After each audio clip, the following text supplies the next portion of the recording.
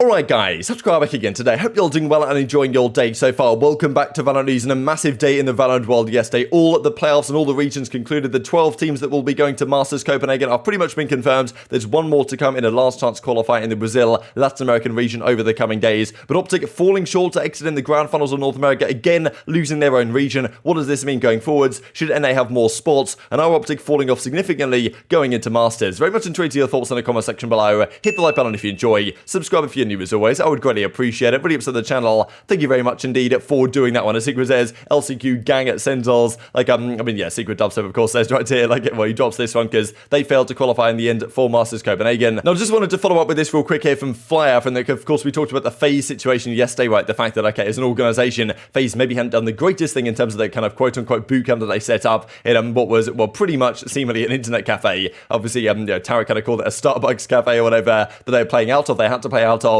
and of course the power went out and pretty much a disaster situation. You'd have thought that a team like FaZe, an organization like FaZe, could have maybe formed some sort of actual boot camp at their own facilities or something. That's not the case though. But Flyer kind of said, okay, yes, I got a bit annoyed, as did the team seemingly, about our own organization yesterday. But he says, look, heat of the moment situation. We actually had a great boot camp overall and accomplished a ton in a month. Feeling great about the team. See you at the LCQ. Right? So FaZe still confident they can win the LCQ, but they'll have to if they want to qualify for champions, because the teams that pretty much are going to qualify now, it seems to be, are OpTic and XSET, right? With OpTic and XSET getting the points that they did, they should have enough points here if they do something decent XSET at Masters to be that second team that qualifies for the World Championship, additionally with OpTic of course. So the guard will also be at the LCQ, it does seem right now. So let's look at this then from the Loud side, because we'll look at the other regions here. Look at this from Loud. This is honestly incredible. They didn't lose a map this entire stage. From all the group stage matches to the playoffs and the group stages, against NRP a couple of times, against all the other teams, they didn't even lose a map. That's so ridiculous. The only series they lost recently, of course, was in the Masters final at Reykjavik.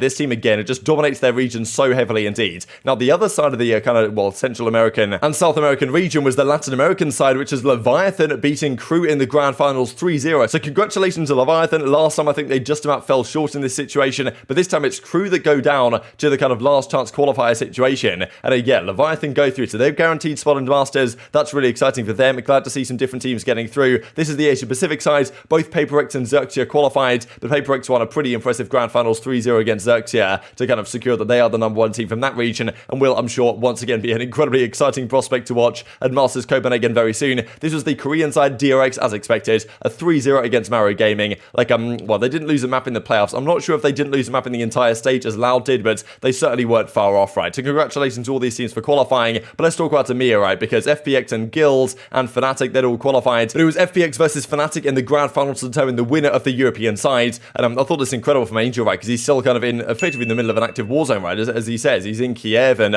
seeing rockets flying over the top, so hitting people's houses and stuff. So that's just crazy scenes, honestly. Hopefully everything is okay for Angel, and, well, hopefully everything gets better soon over there. I don't really know what more to say on that one, but hopefully also Angel can actually fly out and attend the Masters event in Copenhagen, right? Because last time they weren't able to do it, and without Angel as their IGL, this team is, doesn't really have the same level and same potential that they have with him on the roster. So, I'm obviously a bit distracting, understandably so for those guys today, and at the end of the day, the grand finals of EMEA was important, but still, once you qualify for Masters, that really is effectively the be-all and end-all for most situations. Now, this was a 3-0 here for Fnatic, but this was such a crazy 3-0. Map 1 and 3 especially were absolutely insane. This one on Split, what is it about overtimes on Split, right? That's the thing with Split getting removed for Pearl. Some would wonder, okay, is that actually the greatest idea? Because Split just delivers so many banger maps just like this, with Turko clutches the 1v1 at the end to take map 1 in this series in a ridiculous overtime. Game 2 on Icebox was dominant though. Fnatic just won this one very comfortably indeed. And FPX is just such a good team. They kept map 3 close as well. This went to overtime again, but it's Fnatic again that clutched in overtime. And this to me is just so impressive here on the Haven. Because it's not just that Fnatic seem like the best team in the world when they play like this, when both even clutches though, the 1 versus 3 Ninja Dephs effectively to close out this game. Just unbelievable scenes, just about gets over the line here. But it's not just that Fnatic win on pure firepower. It's they can get into clutch situations and then clutch up the clutch situations, right? Which just shows that they have pretty much everything that you need to be a championship winning team. And honestly, the way things went in North America later on in the day, arguably Fnatic come in here as favourites, right? They've been looking so good, indomitable really in EMEA. And I think I would still like to see the OpTic Fnatic grand finals in an ideal world, but still, Fnatic probably come in based on what happened in North America last night as favourites for this tourney. You guys might well disagree, but phenomenal performance from these guys. As the coach of FPX says here, hate to have to play with excuses, right? But 1 best of 3, then 2 best of 5s all in a row, kind of in the losing losers bracket were pretty tough. Some dangerous circumstances for Angel this morning affected our performance, right? But Fnatic amazing. Like, I think they would have had a tough time beating them anyway. But yeah, the clutch factor there was all across the board. And yeah, Boaster was having a good time after this victory comes through at the end of the day. He was dropping it pretty hard, understandably so. And yeah, we'll have a look at the stats real quick as this series closed out 3-0. It's Al, it's Turko. Turko even didn't do like that much this series, and they still won it. In the end, Al was just out of control, obviously, as is per usual. It's like it's almost unfair having these guys on the same team. And Enzo, Mystic, all great players. Excited to see them play at Masters. This is what happened in the North American side then, right? So OpTic up against XSET. Like, the thing is with this format, right, is this series was interesting, it was exciting, but it wasn't as interesting or exciting as the first series they played, right? Because the first series they played in the winners finals, that determined which team went to Masters. Of course, both teams end up qualifying in the end, but like, just the way the format works, like, I was more interested in the series a few days ago than this one. I don't really care who wins this, to be honest. Like, okay, it's nice to be regional champion. If this was on LAN, and it was like, North American Championship on LAN, and it counts as like an official event, then you'd think, okay, yeah, wow, it's pretty cool. But because it's online, like, it just doesn't have the same luster and feels much, kind of underwhelming in a way compared to the actual qualification series, at which point, of course, both these teams are qualified, right? Don't know if you guys agree, but it's just kind of how it still seems to me. But anyway, OpTic on Fracture, they're so hard to beat on Fracture. They win this one in the end. It was overtime. It was such a close game, actually. But in the end, OpTic take it. And I was expecting something like this, right? I thought it'd be a close series, maybe 3-1 again in favor of OpTic, maybe 3-2. Who knows how it goes? But OpTic, for some reason, just can't seem to win their own region. They played the Guard before online in the grand finals. Like, I'm pretty sure the last map of that series was the Haven. They lost to the Guard back in stage 1. And now effectively the same thing again right here up against XSET. Like, they go down 9-3 here at the half. And actually, it's not the 9-3 curse that comes in this time. And OpTic managed to, well, actually lose the series anyway, despite the 9-3 curse trying to work in their favor. But this was the key map to me, right? The fact that OpTic managed to go into Bind, one of their best maps, and get just destroyed on Bind here by XSET, just blown out the water here. Like, BCJ was making some plays all across the board, but the 12-5 advantage here for XSET, they weren't going to rescind that one. And I mean, yeah, not expected at all for OpTic, right, to come into a situation like this and lose in such a dominating fashion on one of their very good maps indeed, like Binds, is a massive surprise, right? And OpTic, I don't know, they look pretty lost at times, to be honest, and BCJ clutching this 1 versus 2 probably should not have been the case. Don't know what FNS is thinking there, to be honest. The unfortunate flash didn't really work out for him. He says after the fact that, okay, you can roast me for that one, OpTic fans, because wasn't pretty at all. And then a 9-3 advantage for OpTic on this game. Okay, I thought, okay, fair play, OpTic are going to bounce back. They're going to do okay. Like, I mean, yeah, nice little stick here for Marv. This guy always in the 1 versus 1s. He's always, always good to clutch up. Always makes the right play, it seems. But a 9-3 advantage for OpTic at the half. Again,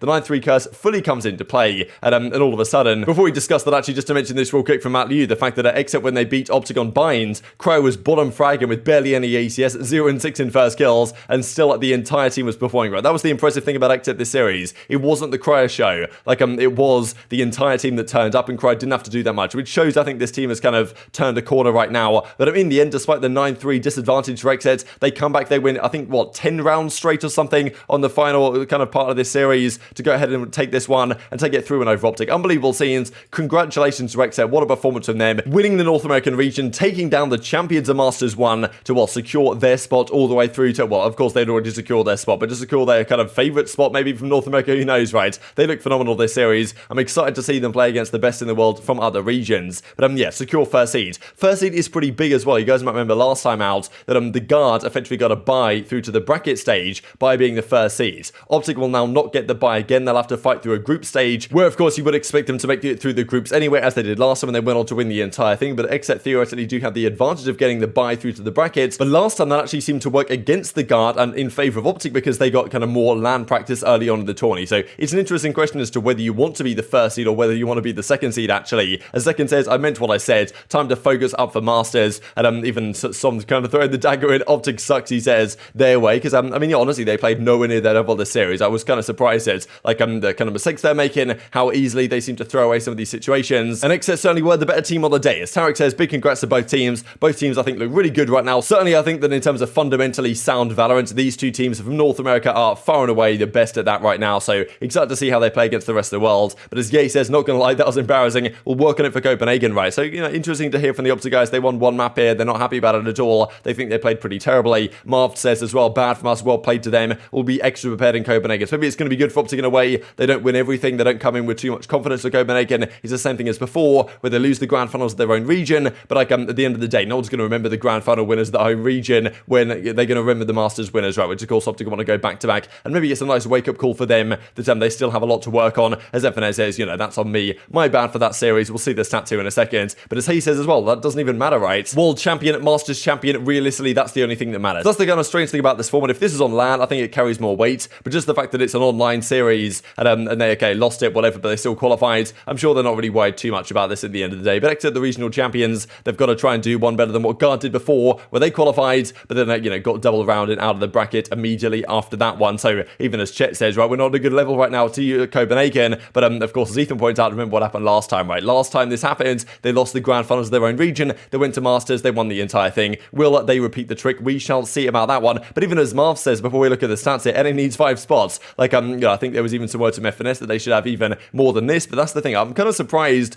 that North America hasn't got 3 spots at least at Masters, right? You'd think that at least, like, you could up the amount of teams at Masters from 12 to at least 16, right? And find North America at least one more spot in there, because I think they certainly deserve it. Like, when one of your team wins the region, I feel like you shouldn't just have 2 spots next time. I feel like OpTic should be guaranteed or something to get through again, and then 2 other teams get through. I don't know what you guys think about that one. But yeah, Marv reckons that North America still needs 5 spots here going forward. So, I mean, look, we'll see about that one. I don't think that's going to happen, but maybe next year it's a different story when franchising kicks into effect. The stats for the series, they look like this. Like, this was the Ascent, right, with all those rounds in a row, 10 in a row that XSET won. OpTic threw this one away massively. I thought this was over and done and dusted when OpTic were up 11-3, but pretty embarrassing the way they threw that one away. Like, yeah, FNS tough series. I mean, 28 and 69, minus 41. Victor, yay. I mean, look, how often do you see Jaeger negative? Doesn't happen every day, but zyppan was the true monster of this series. On all 4 maps, he played 4 different agents. It goes plus 40, 89 and 49. Like, insane first kill, first death kind of rates as well. And even Cryocels doesn't have to do that much. So that just goes to show, I think, from XSET, that they really do have, well, potential here in the bag. If Crow doesn't need to turn up and they're still winning a series against OpTic in a fashion like this.